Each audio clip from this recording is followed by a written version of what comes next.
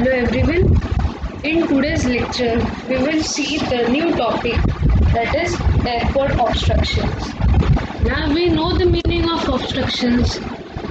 Obstruction is nothing but any object or any body or any structure which obstructs the movement of anything. For example, if we have to move from one place to another and there is an obstruction of a big wall in between, then that wall is called as obstruction. So in airport also it is similar to that. So airport obstructions are the objects or it may be bodies which are present in the path of aircraft or on the facilities provided for the aircraft that cause problems to the safe and easy movement of the aircraft. So obstructions are nothing but the objects or either they may be bodies which cause problems or restricts the safe and easy movement of the aircraft. So obstructions are mainly related to the type of development. What type of development there is there and the height of development in case of buildings. These obstructions mainly depends upon the type of the development at that particular area and the height of the development in case of buildings. Okay. Now, these obstructions are classified into two types, that is imaginary surfaces and the objects with actual heights. So we will see what is imaginary surfaces obstructions. These are the assumed surfaces. They are imaginary. The name itself tells us that they are imaginary. So they are the assumed surfaces on any airport by which the aircraft should move above of that particular surface only.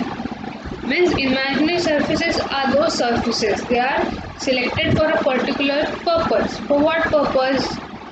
The aircraft should only move above that particular surface only. We will see in the figures. Now what is objects with actual heights? Obstruction type. Second obstruction type is the objects with actual heights. So different types of objects, different types of development in the vertical direction and its height are the objects with actual heights. Means any development in a vertical direction with respect to its height comes under the objects with actual height obstruction.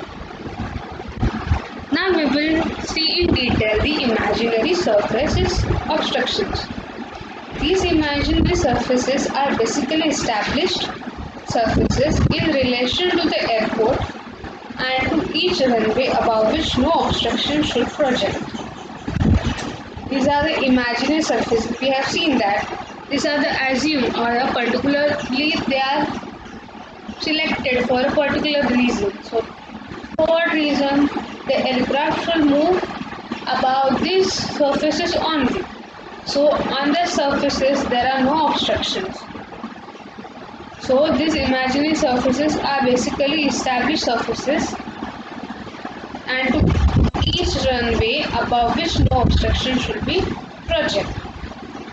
Now, how this imaginary surfaces sizes selected, on what factors does this sizes depends? So the size of imaginary surface depends upon first the category of each runway. It depends upon the category, what type of category the runway is and the type of approach planned for that runway. Now, what is the type of approach which is planned for that particular runway? These are the factors on which size of the imaginary surface depends.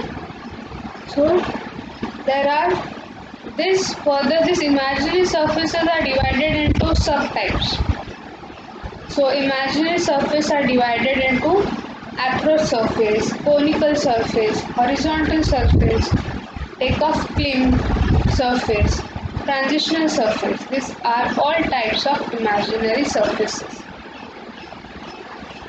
Now in this figure, we can see that the A is the primary surface. This is the runway. And point B, the B portion is the clear zone surface. Okay. And C and D are the approach or departure, clearance surface, glide angle and horizontal. So this D, this is the C, approach, departure, clear surface, and this portion is the approach or departure, clear surface, horizontal. The portion E is the inner horizontal surface, and portion F is the conical surface, and G is the outer horizontal surface. Between, we can see that E is the horizontal surface, inner horizontal, and G is the outer horizontal.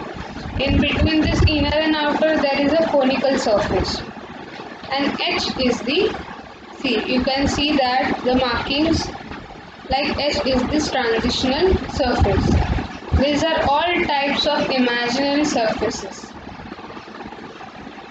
Clear? Now we will see one by one. Now, approach surface. They are provided at the end of landing side of runway. This approach surface is provided at the end of landing side of the runway. It is generally of trapezoidal in shape. Then diverging away with the upgrade. It is diverging away with the upgrade. And longitudinally centered on the extended center line of the runway. So these are the points which helps us to distinguish this approach surface. Clear? See. This figure shows the imaginary surfaces. See, this is the approach surface. Approach surface is provided at the end of landing. See, this is the end of the landing.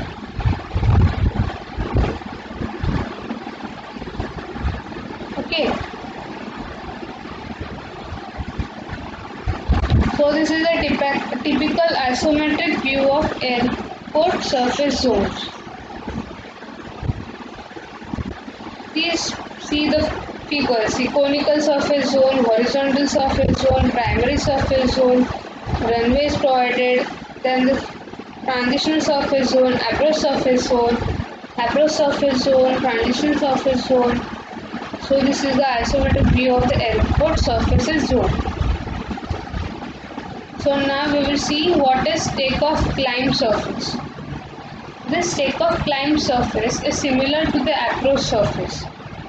It is provided at the takeoff end of the runway. Now, what is the difference between approach surface and takeoff climb surface? Approach surface is provided at the end of the landing of the runway, and this is provided at the takeoff end of the runway. And it is in the, this takeoff climb surface is in the trapezoidal shape. Now we will see the horizontal surface. These are extended from the upper edge of the transition surface and ends at the lower or inner circular edge of the conical surface. See.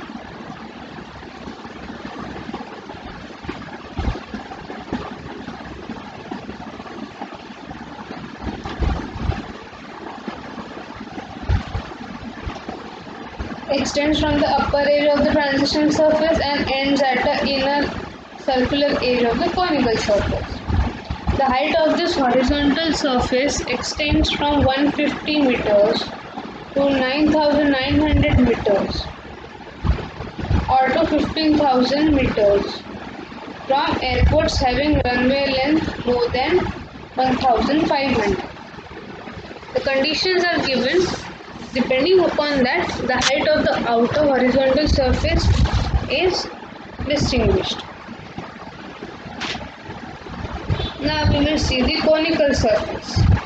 This conical surface is extended upwards and outwards from the inner horizontal surface to a point which is at some height above the horizontal surface. Usually this conical surface is in circular in shape. You can see here the conical surface is circular in shape. Clear? Now we will see the objects with actual heights. Any object which exceeds the certain limiting height above the ground is considered to be an obstruction to the air navigation. Now the limitation of particular height is given for a particular area. For different areas, the height limitation of height is different. So any object which exceeds this limiting height above the ground, then that is considered as an obstruction to the air navigation. Any object within 4.5 kilometer distance from the runway end is considered to be as obstruction if the actual height is more than 30 meters above the ground or above the level of the approached end of the runway, whichever is higher. So the actual height for any object means any object within 4.5 kilometers near to the runway should have a height up to 30. If its height goes up more than 30 meters, then that object is considered to be as the obstruction. Clear? This is object. So any object which is located beyond a distance of 4.5 kilometers from the runway end is considered as an obstruction if its height above 30 meters is increased by more than 4.5 meters for each additional 1.4 kilometer distance from the runway. Now see, this condition was for when any object within 4.5 kilometer distance from the runway, and this condition is when the object is beyond the distance, that is 4.5 kilometers from the runway end. At that case, 30 meter plus 7.5 meter addition per 1.5 kilometer was required. So if it goes above that, then that was considered to be the obstruction for the aircrafts. So when we reach this 15 kilometers from the runway end, it should not exceed that 75 meters. So clear about the obstructions. When any object is within 4.5 kilometers near the runway, the height should not go beyond 30. And when the object is beyond the 4.5 kilometers from the runway end, then the height can be 30 plus 4.5 meters greater per 1.5 kilometer distance from the runway. Now the next point is any object which projects above the minimum approach flight altitude or whose height exceeds 150 meters above the ground is also considered to be an obstruction. Now we have seen the two conditions. Now three condition is that any object which is projecting above the minimum approach flight altitude or whose height exceeds 150 meters above the ground, that object is also considered as an obstruction for the aircrafts. So these 3 points are very important to understand which object is considered to be as obstruction. So now we will move towards the runway clear zone. What is runway clear zone? Why it is needed? It is used to indicate the innermost portion of the approach zone. The runway clear zone is used to indicate that the innermost portion of the approach zone, and it is to be provided at the ends of the runway. So runway clear zone is provided at the ends of the runways to indicate the innermost portion of the approach zone. Now, how this runway clear zone length is considered or determined. The length of the clear zone is determined by the distance required to reach a height of 30 meters from the appropriate approach surface. Clear? The length of this runway clear zone is determined by the distance which is required to reach a height of 30 meters from the appropriate approach surface. See, this is the approach area, this is the runway. Now this is the runway clear zone or protection zone. It is called as protection zone. So the length of clear zone is determined by the distance required to reach a height of 30 meters from the appropriate approach zone. Now this is the approach area or approach zone. From this 30-meter height, reach Karna Head. To reach this 30 meters height, the distance required is nothing but the runway clear zone. Clear? Now we will see what is the turning zone. Turning zone is the area of an airport other than the approach area, and it is intended for the turning operations of the aircraft. The name itself tells us that it is the zone where the aircraft can be turned. So it is the area in an airport other than the approach area which is used for the turning operations of the aircraft. In case of emergencies like failure of engine or trouble in smooth working of aircrafts experienced at the start of the takeoff. So if there is any emergency, then at that case, when the aircraft needs to take some turning operations, the area of an airport other than the approaching area is called as turning zone.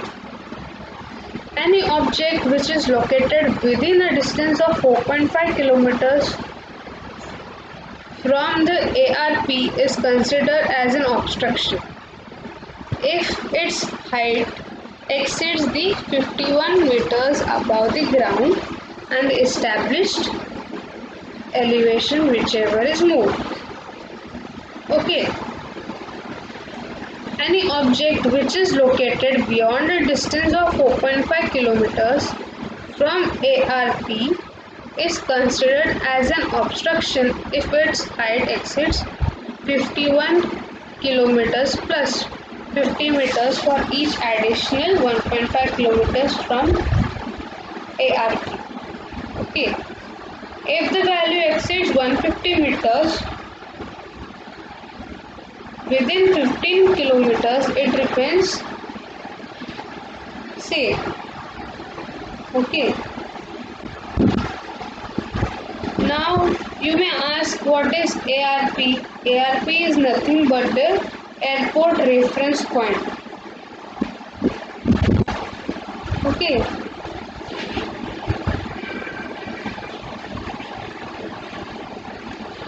Then we will move towards the next point, that is zoning laws. The formation of suitable zoning laws is very essential part of an airport master plan and are to be implemented as soon as the final selection of the airport site is made. Zoning laws are very necessary before planning any airport site. So the airport are involved in the following two types of zone. The height zoning.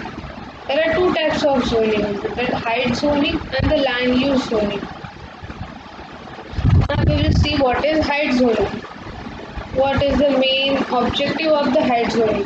The height zoning is mainly aimed to protect the approaches to the airport from the obstructions. Height zoning helps to protect the approaches to the airport from the obstruction. It regulates the height of the structures on the land surrounding the airport. Means this height zoning laws helps us to make some standard heights. Means we have seen the conditions. The height should not be more up to 4.5 kilometers. Okay, that way. The second one is the land use zoning. Land use zoning काय करतं? It governs the type of development which is taking place at the adjoining areas of the airport. So we know that near the airport there must not be the industrial area. MIDC should not be near to the airport area. So this land use zoning governs that what type of development is taking place near the area of the airport. These are classified as the land use zoning is classified as first is closely related like terminal buildings, parking, aprons, runways, taxiways, and maintenance facilities.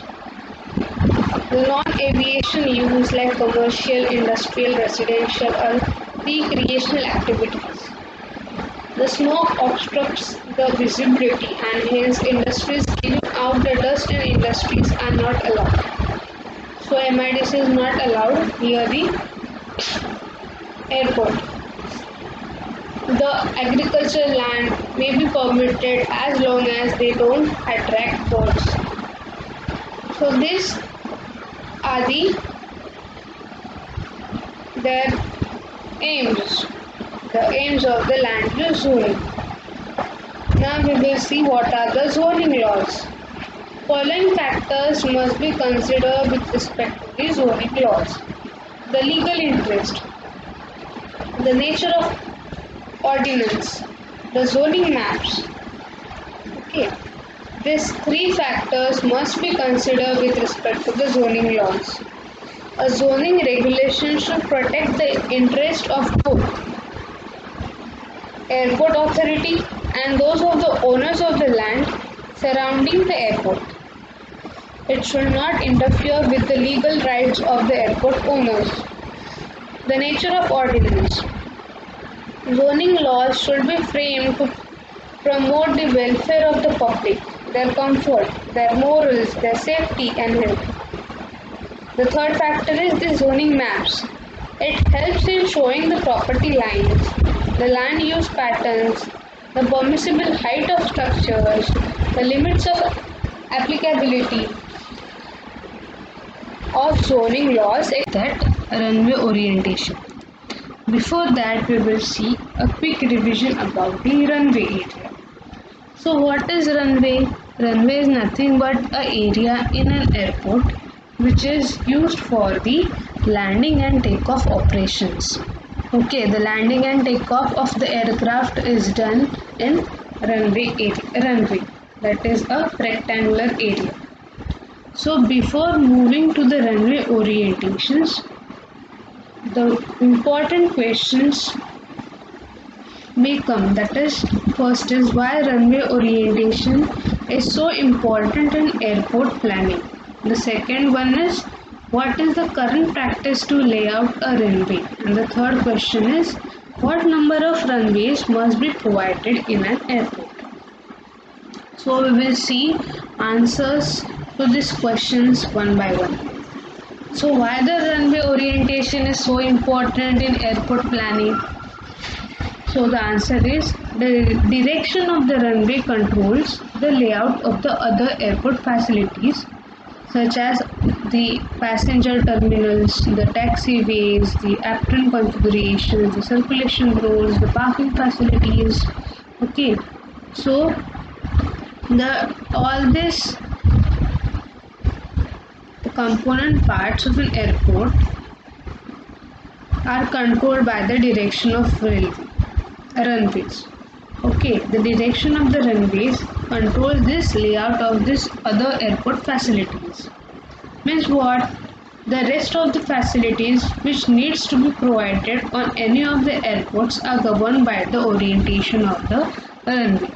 So the runway orientation is important in an airport planning because this runway orientation is the main factor which controls the other airport facilities that are provided at the airport during the airport planning.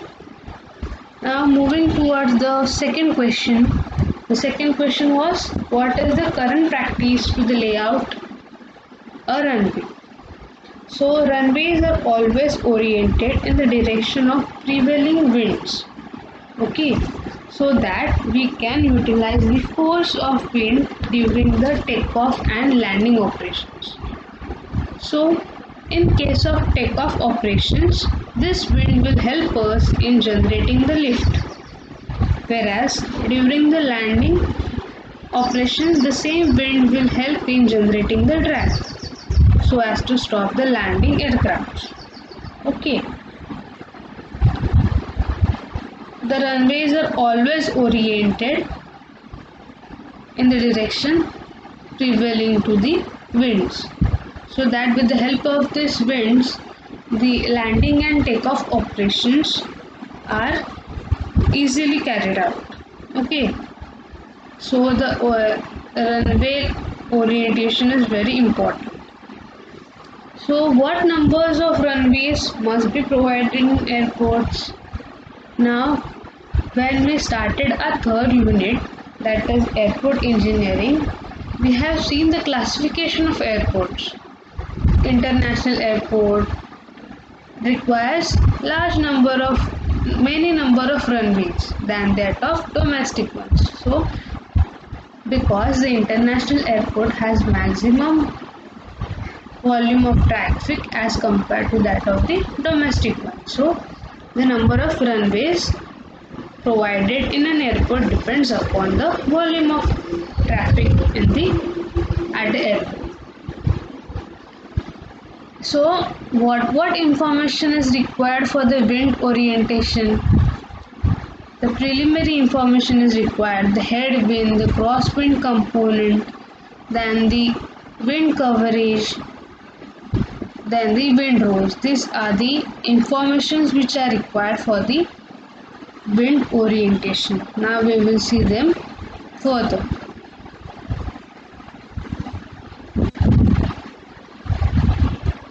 What is headwind? Headwind indicates the wind from the opposite direction of the head or nose of the aircraft while it is landing or taking off. Headwind is nothing but the wind coming from the opposite side of the head of the aircraft or the nose of the aircraft. See, this is the nose of the aircraft. The wind which is coming from this direction while landing or takeoff is called as headwind. So what is crosswind component? It is not possible to get the direction of the opposite wind in direction parallel to the center line of the runway length every day or throughout the year. Now this direction of this opposite wind cannot be possible. To get the direction of this opposite wind is not possible throughout the year. So the wind may blow making some angle with the center line of the runway. The crosswind components depends upon the size of the aircraft and the wing configuration. Okay. So what are the recommendations for the crosswind components? For small aircrafts, crosswind component should not be greater than 15 kilometers per hour, and for mixed traffic it should not be greater than 25 kilometers per hour. For airports serving the big aircrafts, CWC should not be greater than 35 kilometers per hour. Make a note that for airports serving bigger aircrafts, recommendation is given by ICAO. ICAO, we have seen the classification of the airports based on this ICAO. So we will see what is wind coverage. Wind coverage is the percentage of time in a year during which the crosswind component remains within limit of 25 kilometers per hour. Okay, it is the percentage of time in a year during which that crosswind components remains within the limit, that is 25 kilometers. The orientation of the runway should be such that the minimum wind coverage of about 95% is obtained. And for busy airports, the wind coverage may be increased to as much as 98 to 100%. Okay, clear about wind coverage? The percentage of time in a year during which crosswind components remains within the limit of 25 kilometers is called as wind coverage. The orientation of runway. The orientation of runway is also affected by the wind coverage. The orientation of runway should be such that the minimum wind coverage should be 95%. Okay.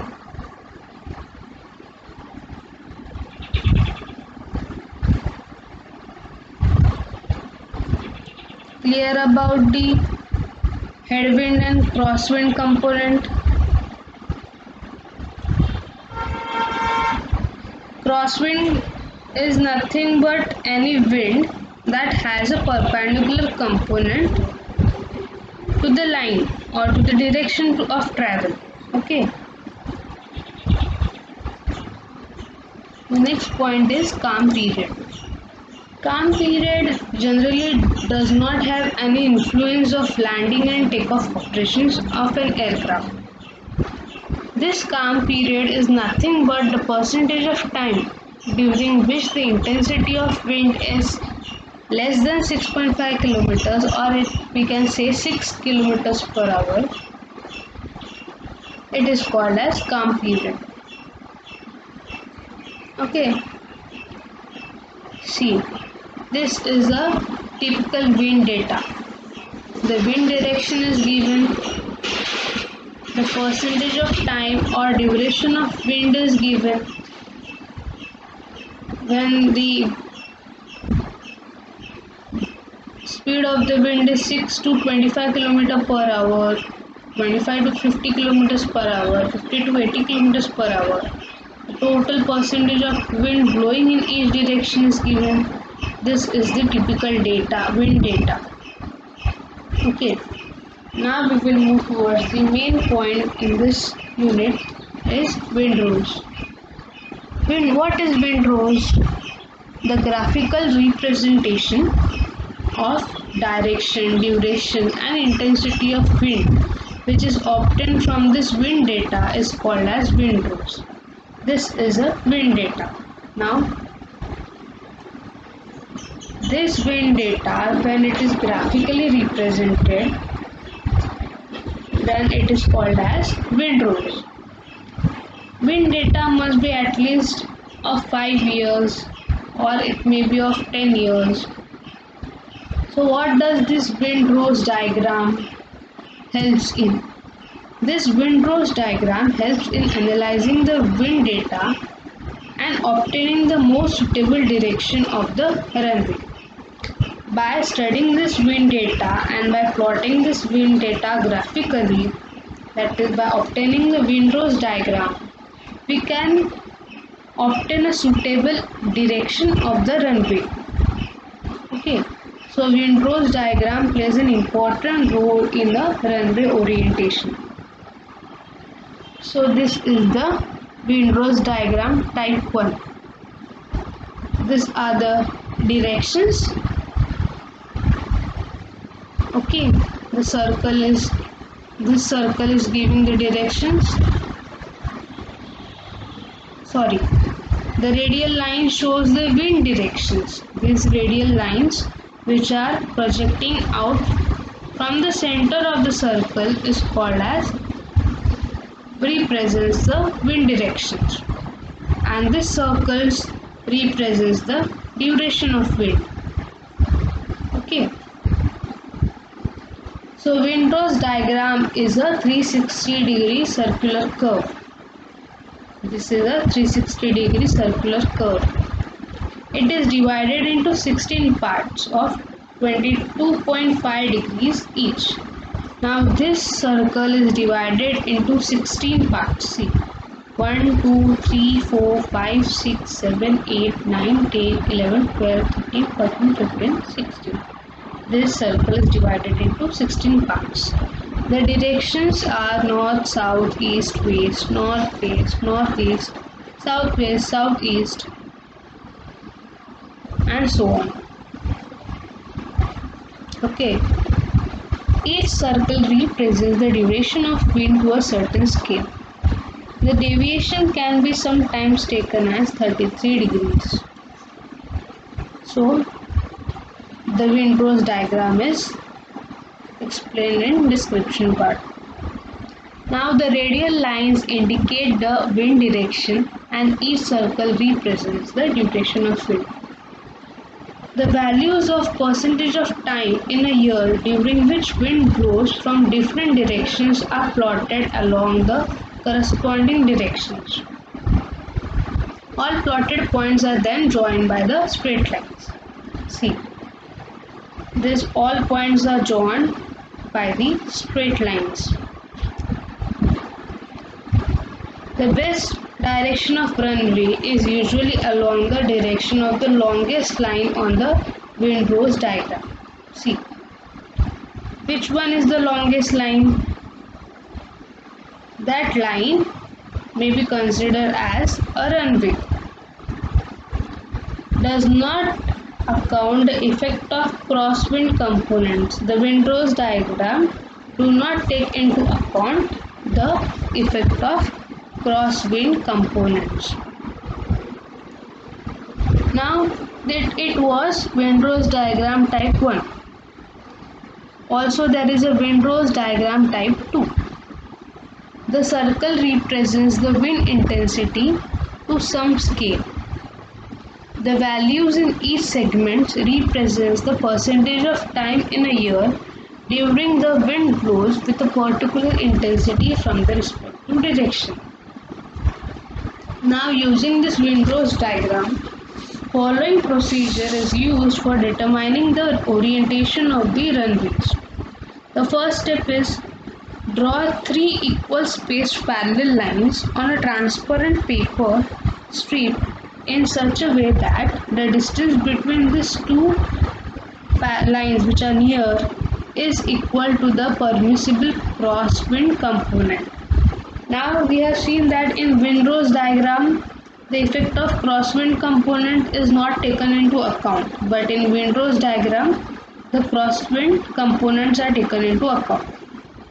So first we will draw 3 equal spaced parallel lines on a transparent paper strip in such a way that the distance between the two nearby the parallel lines is equal to the permissible crosswind component. This distance is measured with the same scale with which the windrose diagram is drawn. Okay, now second step is place this transparent paper strip over the windrose diagram in such a way that the center line passes through the center line of the diagram. Clear? Then the third step is with the center of the windrose, rotate the tracing paper and place it in such a way that the sum of all values indicating the duration of wind within these two outer parallel lines is the maximum.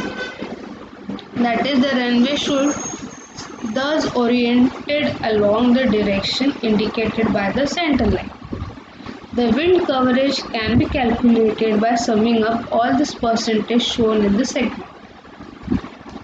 Now the percentage value is assumed to be equally distributed over the entire area of the segment. These are the steps which are used for determining the orientation of runway using windrose diagram type 2. See, this is the windrose diagram type 2. Okay. Now we have used a transparent rectangular template that we have seen the procedure. Using that procedure, we can find the orientation of the runway.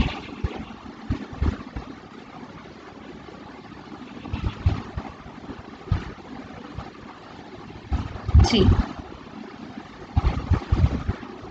this is the method 2. Now, we will move towards the next point, that is change in the direction of the runway. The ideal orientation decided from the study of the windrose diagrams may have to be slightly altered or changed because of the following factors. Now we have used the windrose diagram for the runway orientation, but that we can slightly alter or we can slightly change by considering these factors. First one is the excessive grading. The runway orientation may need alteration due to the excessive grading and earthwork, even if orientation is satisfactory. So earthwork is needed to be done. Okay.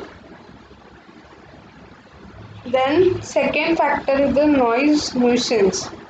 If the runway orientation is along the direction where the place of developed residential areas and place of public assembly etc. falls within the takeoff path, it is desirable to alter the orientation. Means these are the factors which are considered and some changes are made to the orientation that is decided from the study of the windrose diagram.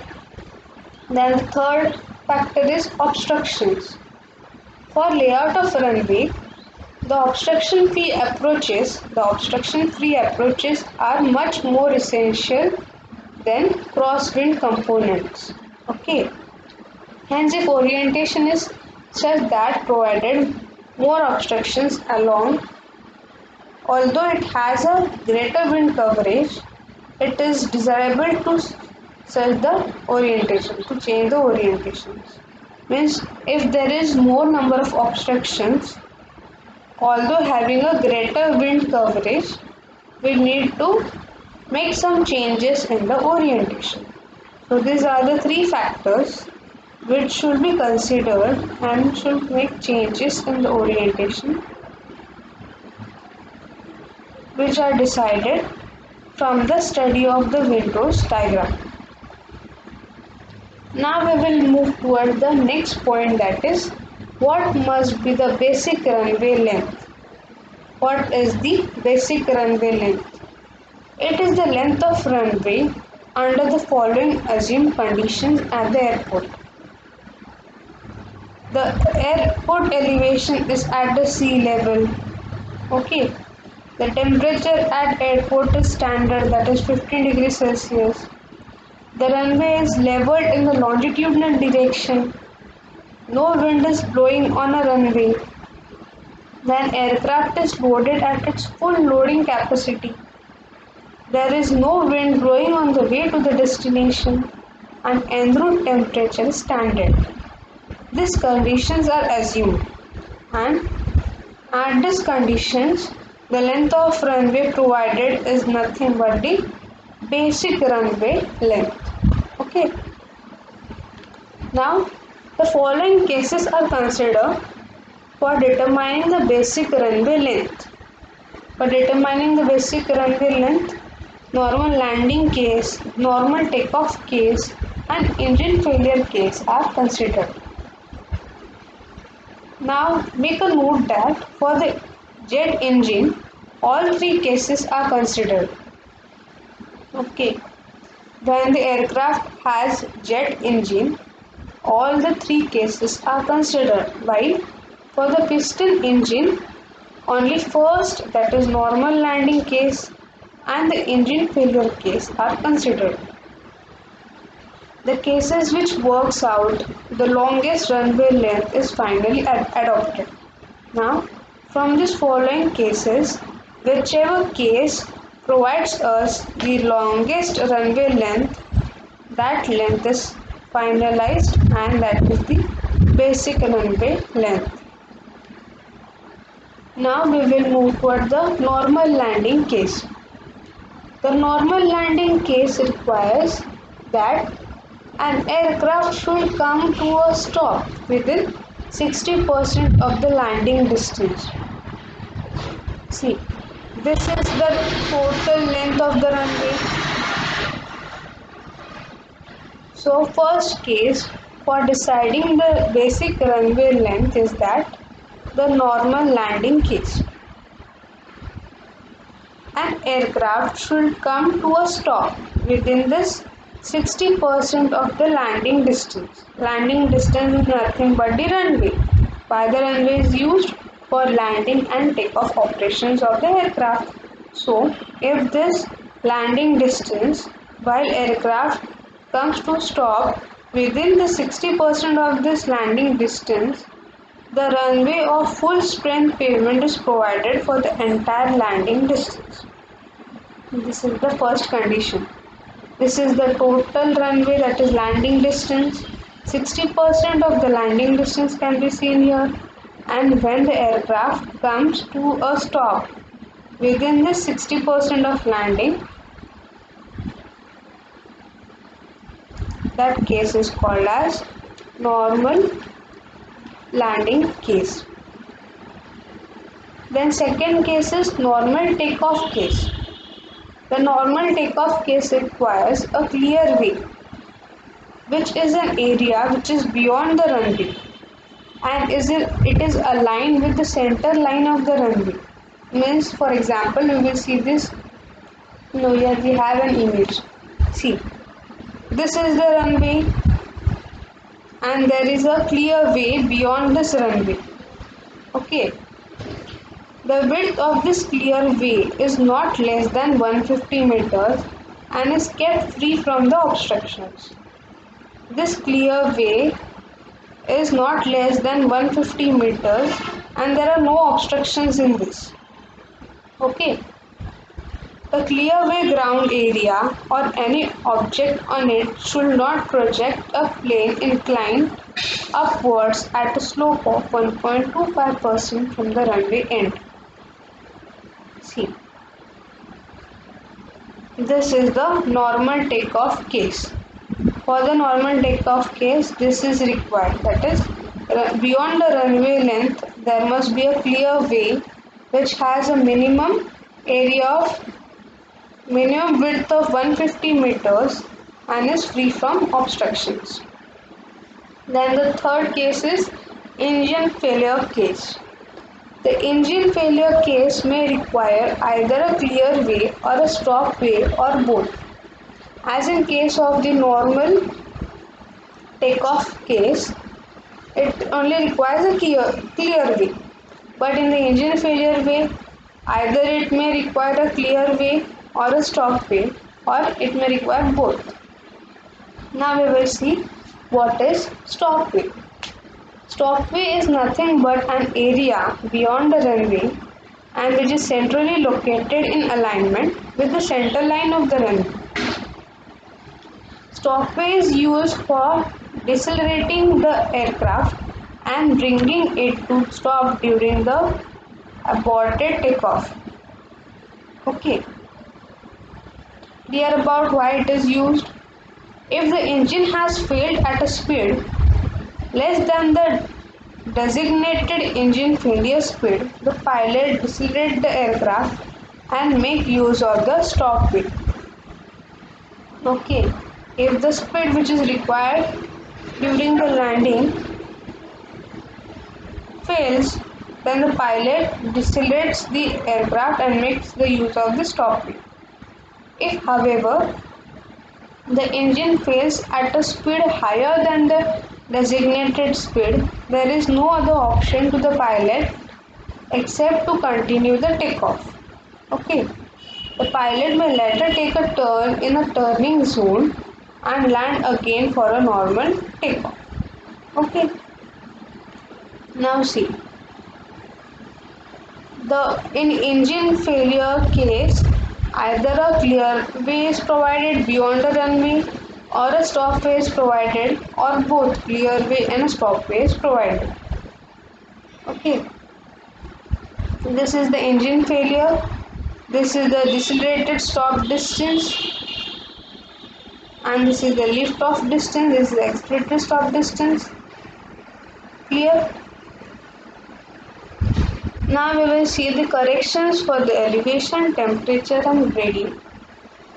The basic runway length is for mean sea level. We have seen that the basic runway length is for mean sea level. Elevation having standard atmospheric conditions. For any change in the elevation, temperature and gradient for actual site of construction, necessary corrections are to be applied to obtain the length of the runway.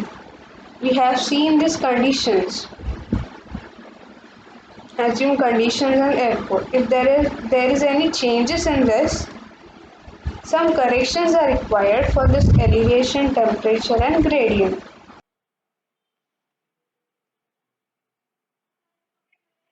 Correction for elevation. The air density reduces as the elevation increases. So air density is directly proportional to the elevation. As the air density increases, elevation increases. And due to this, it reduces the lift on the wings of the aircraft. And thus the aircraft requires greater ground speed before aircraft become airborne. So before the aircraft becomes airborne, before takeoff in the air, the aircraft requires greater ground speed because air density reduces as the elevation increases. Air density is inversely proportional to the elevation, and due to this, the lift of the wings is reduced. So, while taking off, the aircraft requires greater ground speed. So, to achieve this greater speed, the longer length of the runway is provided. The ICAO recommends that the basic runway length should be increased at a rate of 7% per 300-meter rise in elevation above LSM. So this is the condition given by the ICAO to increase the basic runway length per 3-meter rise in the elevation above mean sea level. MSL is what? Mean sea level. Okay. Now we will move towards the correction for the temperature. The rise in airport reference temperature has the same effect as that of the increasing elevation. We have seen that air density reduces as the elevation increases. Therefore, the lift on the air wings reduces. Same effect can be seen when the airport reference temperature rises. So, what is the expression for the airport reference temperature? It is given by Ta plus bracket Tm minus Ta divided by 3. Now, what is Ta and Tm? Ta is nothing but monthly mean of average daily temperature for the hottest month of the year, and Tm is nothing but monthly mean of the maximum daily temperature for the same month. Okay, now the ICAO has recommended that 1% for every 1 degree Celsius rise in an airport reference temperature. Okay, so the correction for the temperature recommended by the ICAO is that 1% for every 1 degree Celsius rise in airport reference temperature. Runway length. For the runway length, the correction for temperature for the runway length is given. The standard temperature at the airport site can be determined by reducing the standard mean sea level temperature of 15 degrees Celsius at a rate of 6.5 degrees Celsius per 1000-meter rise in elevation. Clear? Now, check for the total correction for the elevation plus temperature. Now, after correction for the elevation and temperature, we will check the total correction for the elevation and temperature. ICAO further recommends that If the total correction for the elevation plus temperature exceeds the 35% of the basic length, if that total correction for elevation plus temperature exceeds 35% of the basic length, this correction should be further checked up by conducting a specific studies at the site by model test. So model test is carried out so as to correct this corrections about the elevation and temperature. Now we will see the correction for the gradient. The steeper gradient is results in greater consumption of energy. If steeper gradient is there, greater consumption of energy is done by the aircraft. So ICAO does not recommend any specific correction for the gradient. ICAO has given recommendations for the correction of elevation and correction of temperature, but they have not specified any corrections for the gradient. Okay, now according to the FAA, as runway length after being corrected for the elevation and temperature should be further increased at a rate of 20% for every 1% of specific gradient. Means what correction should be done for the gradient is given by AFF.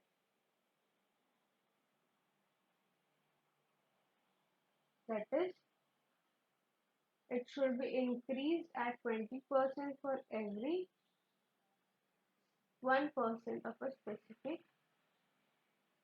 gradient. Now what is specific gradient?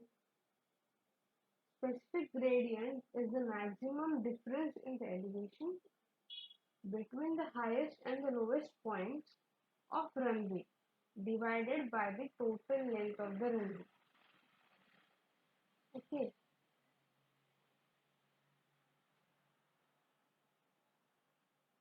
What is specific gradient? Difference between the elevations between the highest point and the lowest point on runway divided by the total length of the runway.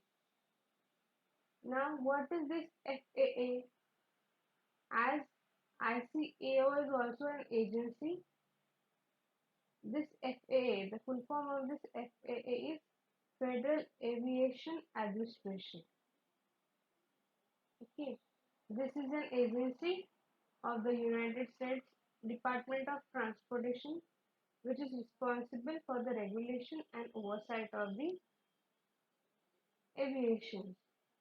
Okay, as well as its operations and developments of national airspace systems are carried out by this FAA.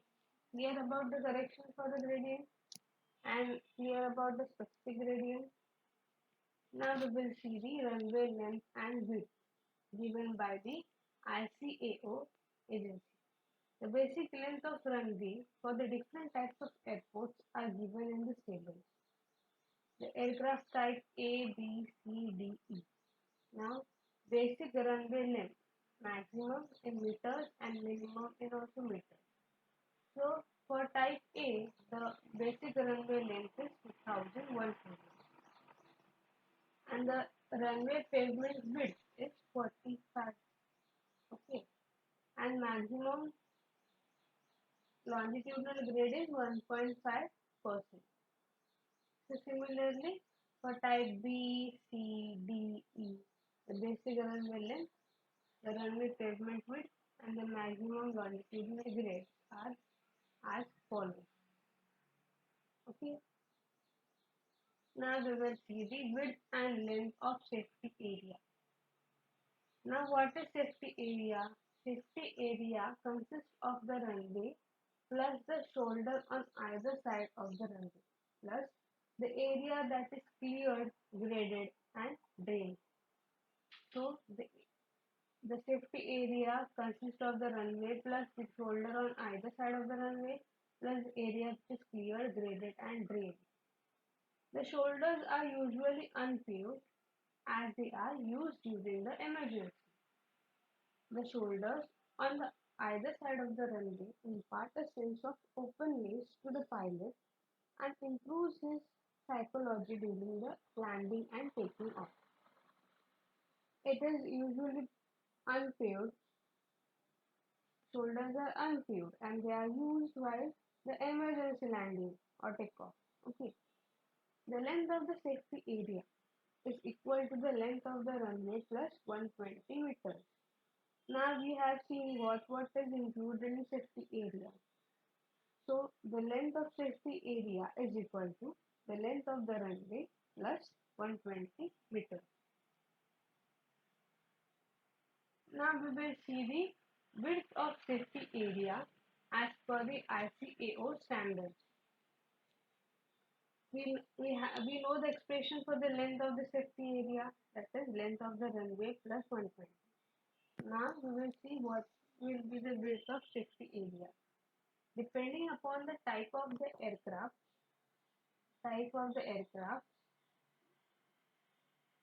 and the type, this width is divided. For non-instrumental runway and for type A, B and C, the width of the safety area is 150 and for D and E it is 78 meters.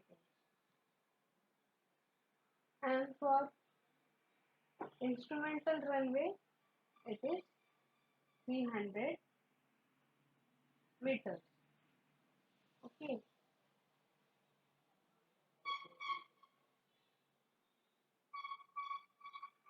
Clear about the width of the safety?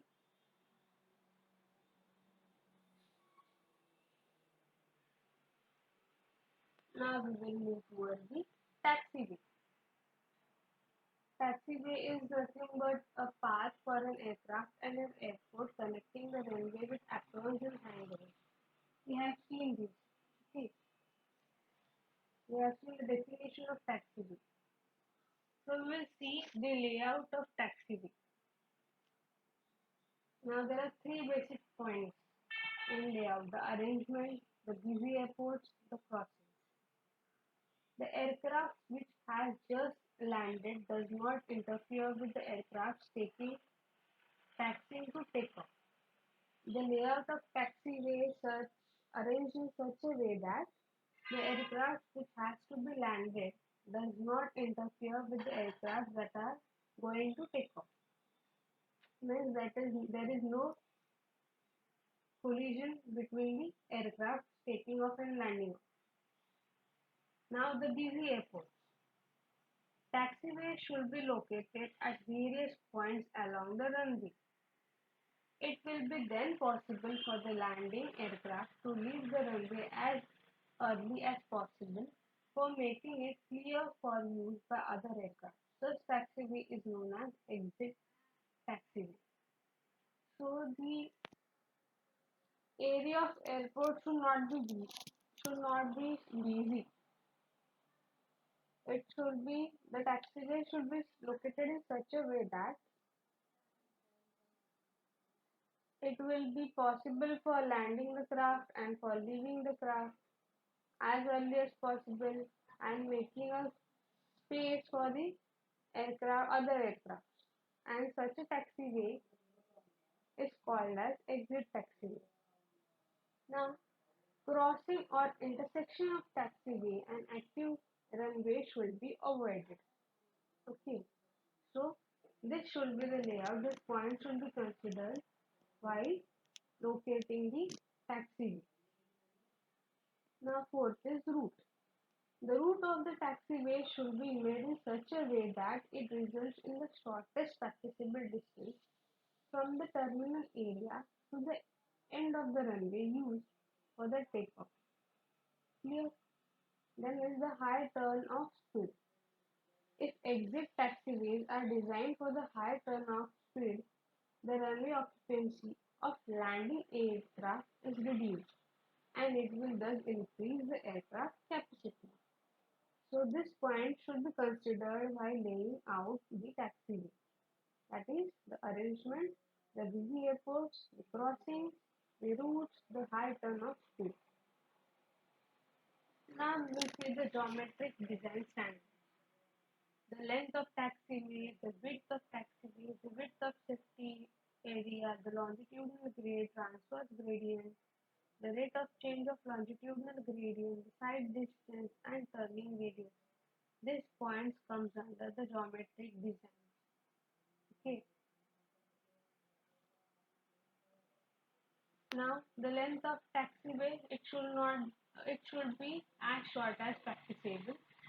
No specifications are recommended by any organization for the length of taxiway, but it should be as short as practicable as possible. Okay. Then is the width of taxiway.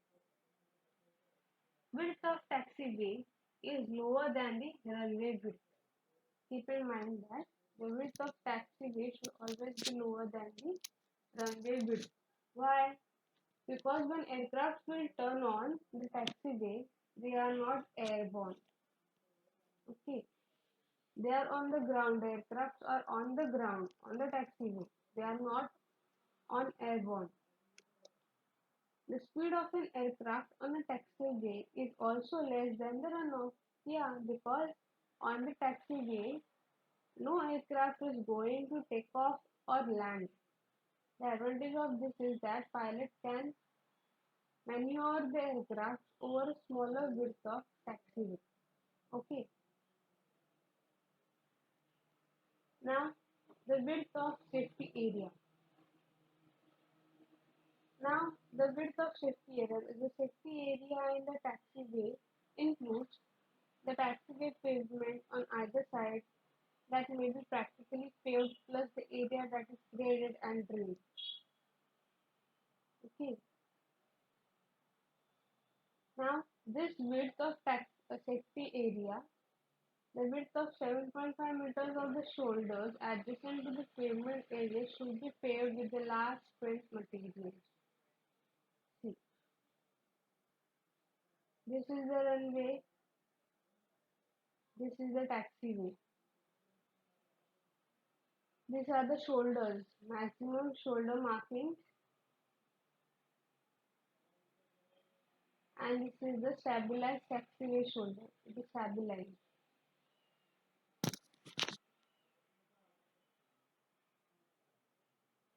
Now, why the shoulders of the taxiway should be paved?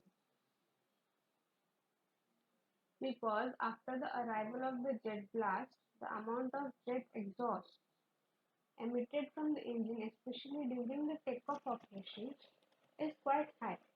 Okay, while taking off, the amount of jet exhaust emitted is quite high, which will cause the soil erosion. If shoulders are not provided, shoulders are not paved, it may cause soil erosion of the materials used in shoulders. Hence, the shoulder material is needed to be paved.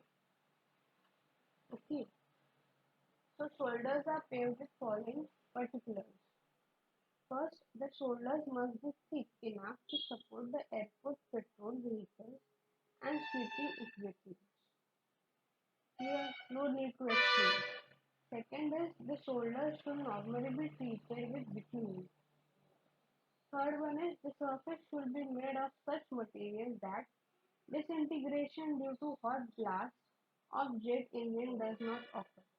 And the fourth one is the surface should be smooth and impervious.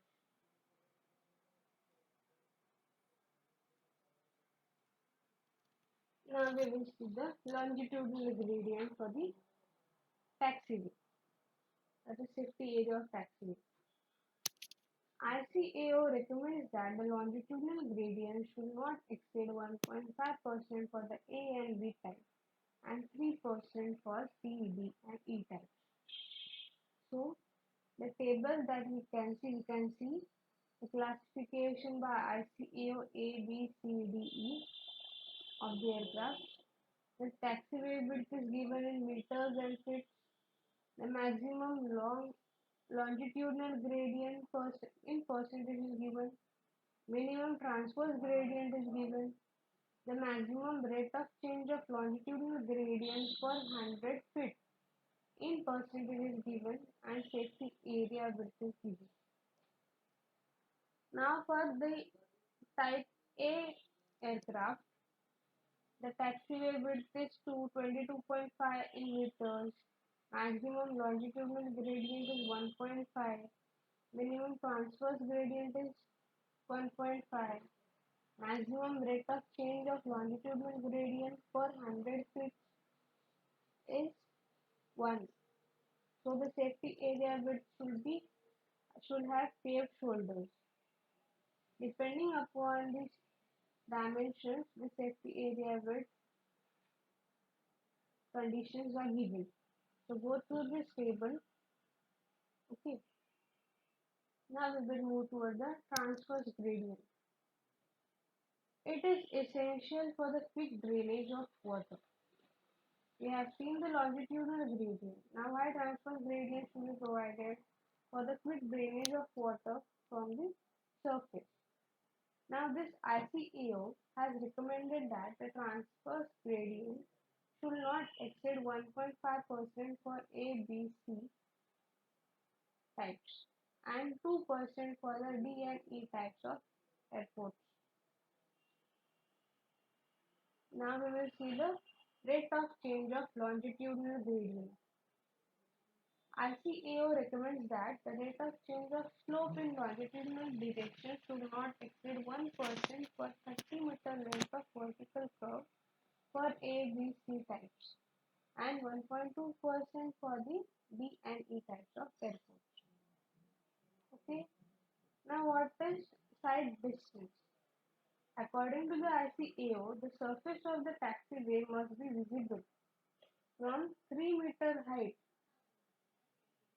for a distance of 300 meters for the A, B, C types and distance of 250 meters be visible for 2.1 meter height for D and E types of airports. This is the side distance recommended by the ICAO for the different types of airports. Now we will see the turning radius. Whenever there is change in the direction of the taxiway, a horizontal curve is provided. When there is change in direction of taxiway, a horizontal curve is provided.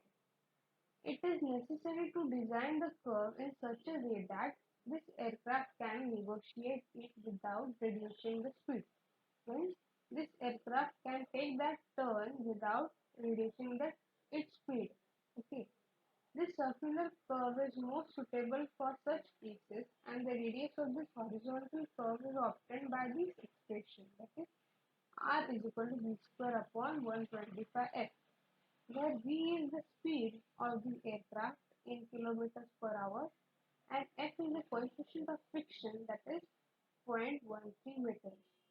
So this expression can be used to find the turning radius, that is radius of the horizontal curve. For airports serving large subsonic planes, the minimum value of the radius of curvature is taken as 120 meters irrespective of the speed, whatever the speed may be.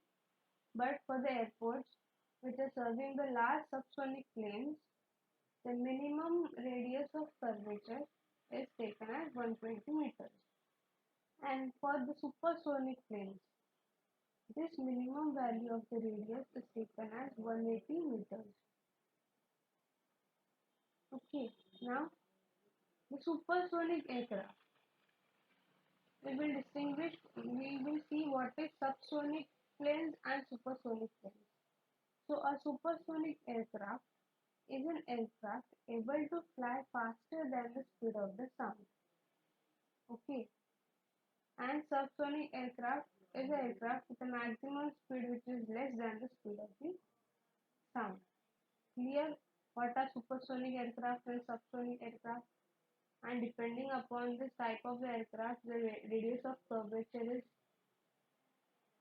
taken, that is 120 meters for subsonic and for 180 meters for supersonic. Now, according to the Horowitz equation, the radius of curve is given as r is equal to 0.388 w square upon 0.5 t minus s.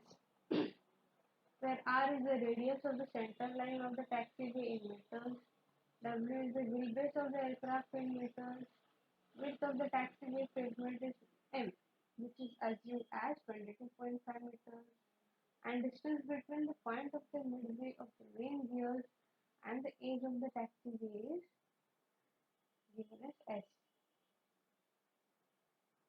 Now we will move toward the exit taxiway.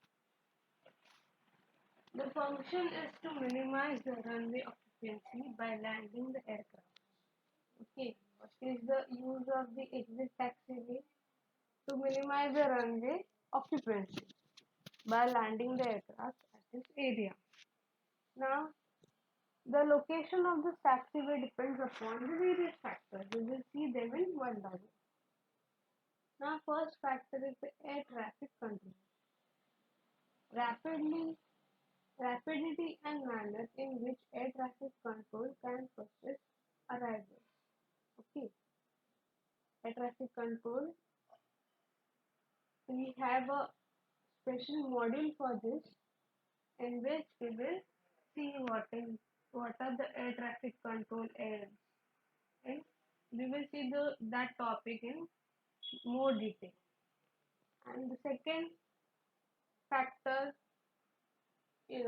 on which the location of the exit taxiway depends is the exit speed. What is the exit speed? The maximum speed with which the aircraft can turn and enter the exit way is governed by the type of the aircraft. The value of this exit speed will decide the location of the exit taxiway. Now the location of the runway. Location of the runways are relative to the terminal area. Now the number of exit taxiways to be provided will be decided according to their location. If only 2 exit ways are provided, they will be naturally provided at the ends of the runway. And if we have to provide more than 2 exit taxiways, then they will be provided along the length of the runway. Then the pilot variability. A certain amount of variability is bound to occur, especially with respect to the braking force applied on the runway. Then the next factor is the topographical features. High altitude, deep valleys, obstructions in approach, etc. These are the topographical features that affect the location of the exit taxiway. Then the type of aircraft. Since the landing speed and the distance required to reduce the speed to exit speed level will vary with the aircraft. So, a type of aircraft also plays an important role in locating the exit taxiway. Then the weather conditions. Time required by the aircraft to slow down to the exit speed is influenced by factors like wind, temperature, etc. Now we will see how to design this exit taxiway. Now following factors are governed to design this exit taxiway. The most significant factor which affects the turning radius is exit speed of the aircraft. So the exit speed of the aircraft is the factor which governs the exit taxiway. Slightly widened entrance of 30 meters gradually tapering with the normal width of the taxiway is preferred. The wider entrance gives pilot more latitude in using the exit taxiway.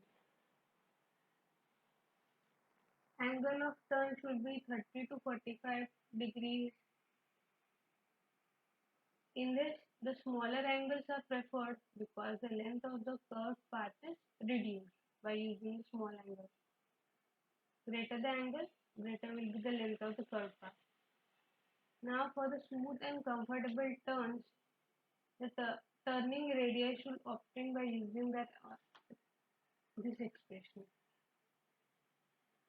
And it is necessary to provide a compound curve when the speed of the aircraft high turn-off speeds of 65 to 95 km per hour is there. Now this compound curve will minimize the tire wear on the nose rear, and it is relatively easy to establish it in this field. So hence R2 must be greater than R1. That is, turning radius should be less than the compound curve radius. Now the aircraft approximates spiral, but still compound curve is provided as it is relatively easy to establish in the field and its shape is similar to the spiral. Now the following radius are found depending upon the speed. Now for speed 65 kilometers per hour, the radius can be 517. For 80 it is 731 and for 95 it is 941. The radius will increase as the speed increases. The length of the larger radius curve can be roughly obtained from the expression, that is L1 is equal to 0.28 V whole bracket cube divided by CR2. Now when the C is constant, so we can take it as 0.39. So sufficient side distance must be provided, which can be obtained from the following relation. Side distance is equal to whole bracket 0.28 V square divided by 2D. Now where D is what? D acceleration in meter per second square, and V is the velocity.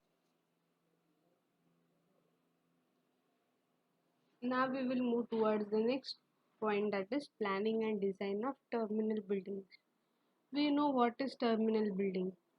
The transition of passengers from ground to air occurs in this terminal area where these terminal buildings are constructed. The key feature of any terminal area is the terminal building. Now, this building is mainly used for the passengers, for the airline crafts, for administrative management, also for the accommodation for the various operational activities like control tower, weather bureau, etc. Now, this image shows us the movements or the activities that are carried out in a terminal building. Now, for the design of the terminal building, design objectives are considered, the facilities to be provided is considered, then the noise control should be provided, the planning considerations, the site selection and space requirements. These are the 6 points to be considered for the design of the terminal buildings. Now we will see the first point, that is design objective. Airlines objectives like provision of the security, the accommodation of aircraft's task force with maximum operational efficiency, efficient means of baggage and passenger flow, etc. are the main airlines objectives. This airport management objectives like that facilities to generate maximum revenues, then maintenance of the existing terminal operations and ancillary facilities during all the stages of the construction, measures to minimize the maintenance and operational cost, etc. These are the objectives, design objectives of the terminal buildings. Now, community objectives includes coordination with the existing and the planned of highway systems, provision of the harmonious architectural features. Okay. Now, passenger objective includes convenient access to the parking facilities, provision of comprehensive and cohesive direction signs, satisfying the needs of the people for convenience and comfort activities. So these four objectives should be considered while designing the terminal building. Now what facilities should be provided in a terminal building? The bankers with foreign exchange desk, the bath or shower where tired passengers can refresh, then bookshops and newspaper sales, booths holding a wide range of reading material like magazines, books, material should be there. Then cloak rooms and sometimes lockers for the deposition of baggages should be also given. the General Information Desk and tourist offices for giving the guidance to the passengers, and finally the medical shops and first aid center should be there. This all facilities should be provided at the terminal buildings. Also, the post offices where letters can be dispatched, telephone calls can be made, then there may be some restaurants and restrooms there, space for the custom, immigration, health services, and inspections of passengers, crew, baggage, aircrafts, etc. Space for nursing mothers, a separate space should be provided for this. The stall with items including stationery, small gifts, and games and toys, etc. And there must be toilets on every floor with facilities for the disabled. These are the various facilities that must be provided at the terminal building. Now we will move towards the noise control. Now, due to the huge mob, due to the huge activities, various activities that carry in the terminal building, there will be a considerable noise inside. Okay, so some of the portion like the room of the control tower where the information is to be sent outside is to be constructed of noise proof materials. Due to this, the information that has to be sent outside that area must be constructed of noise proof materials. Okay, now the noise control planning considerations are as follows. The centralized systems. All the passengers, all the baggage, and the cargoes are routed through a central location and then passed to a respective aircraft positions.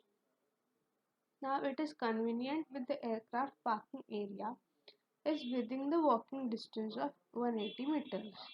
The aircraft parking area must be convenient, that is at a walking distance of 180 meters. It's economically as many of the common facilities may be used to serve a large number of aircraft gate positions. These are the planning considerations. Then what is decentralized system? The passengers facilities are arranged in smaller units and repeated in one or more buildings. They are provided in smaller units and these facilities are repeated in one or more buildings. Now this each unit is arranged one or more aircraft gate positions and it serves the passengers using those gate positions. All these airline functions are carried out adjacent to the departing plane. Now see, this is the centralized primary, this is the centralized secondary system, and this is the centralized decentralized system.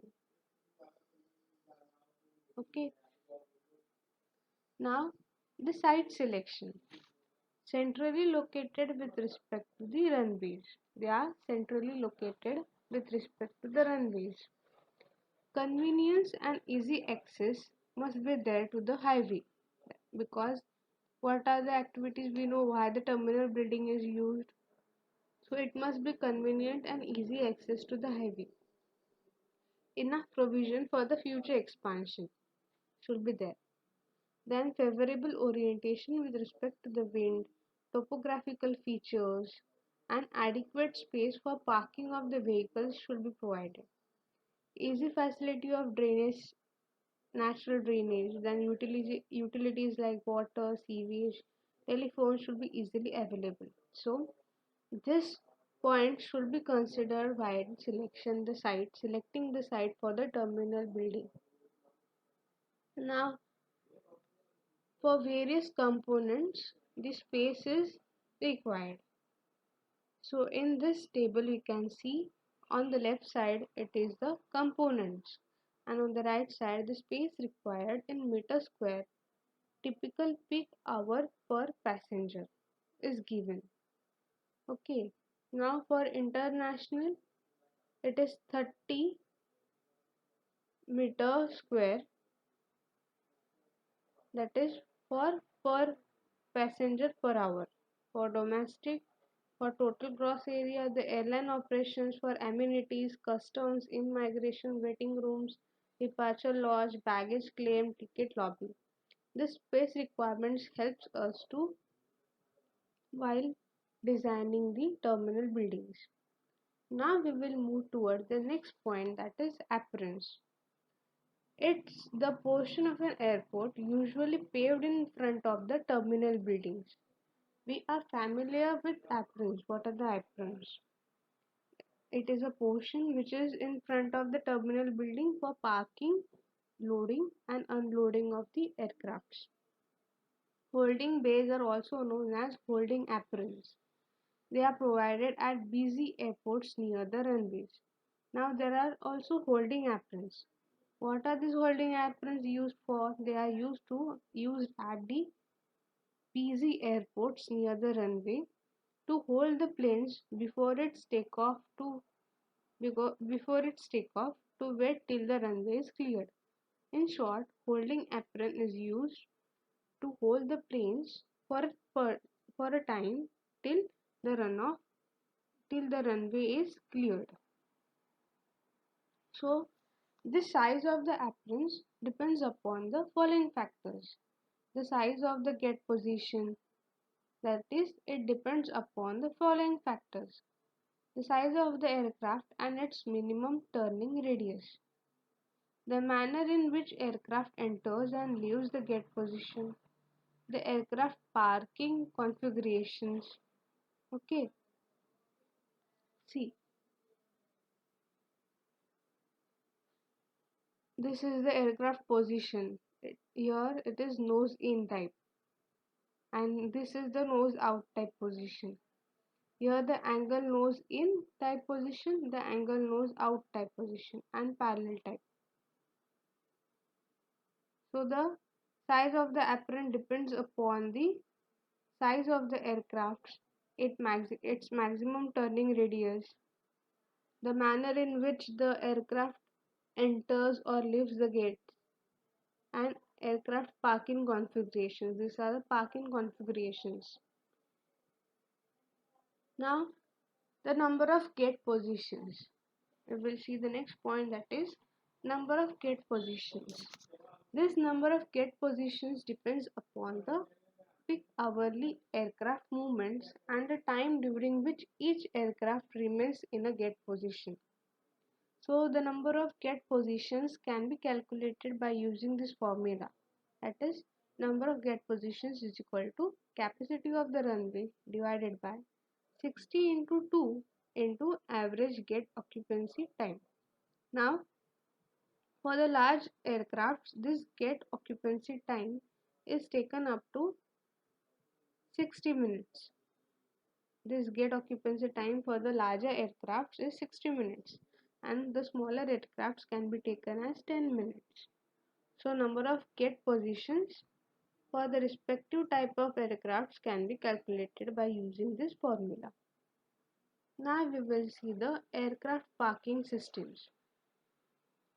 The pier or the finger concept. Okay.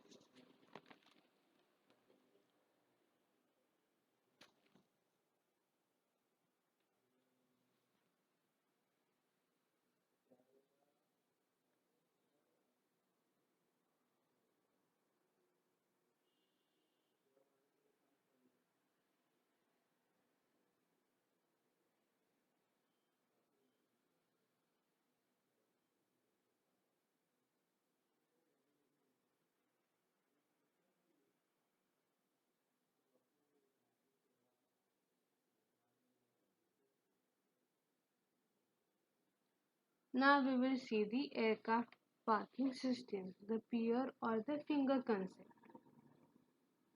The pier concept has an interface with the aircraft along the piers extending from the main terminals. Aircraft are usually arranged around the axis of these piers in a parallel or a nose-in parking alignment. See, this is the parallel type and this is known in type parking. Okay. Each pier has a row of aircraft gate positions on both the sides, with a passenger concourse along the axis, which serves as the departure lodge and circulation space for both the enplaning and deplaning passengers.